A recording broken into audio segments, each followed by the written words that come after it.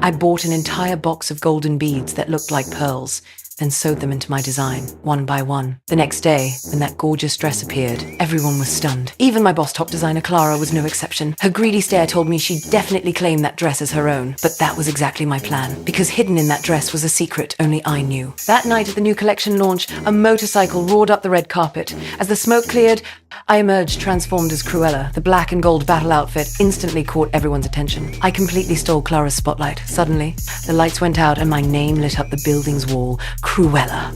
The crowd gasped as I turned and walked away with style. That night, my name became fashion's hottest legend.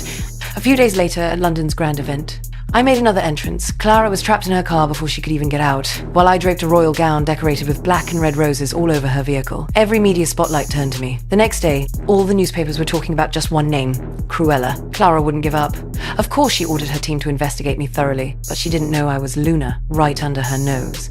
At the company, I kept up my disguise while secretly plotting. When she questioned why I was hiding my talent, I smiled coolly. "It's just a hobby," she sneered back. "Your time, your designs, your soul, they all belong to me." In that moment, I knew she'd never let me go. At the next week's fashion show, she took the stage wearing my design. But suddenly, a garbage truck crashed into the venue. When the truck opened, tons of clothing poured out, and I emerged in a brand new look. The crowd was speechless until the truck slowly drove away. That's when they realized it was a 15-meter-long dress. I stood on the train laughing as camera flashes went crazy. The fashion show organizers were shaking with rage. Soon, Clara's sales plummeted. She wanted to send me to prison but couldn't find any evidence, so she went all in, putting everything on the line for the annual top fashion show. She was convinced her golden gown would restore her glory, but she didn't know that was my trump card. My accomplices deliberately left signs of a break-in, tricking her into locking all the gowns in the vault. When exhibition day arrived and the vault door opened, countless insects came swarming out. The crowd screamed and scattered as Clara's most precious gowns were completely destroyed in the chaos. Those golden beads she thought were so glamorous,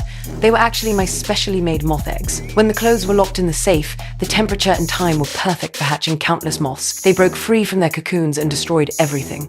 This was my final strike. I personally destroyed her glory. From that moment on, Cruella's name became a truly unshakable fashion legend.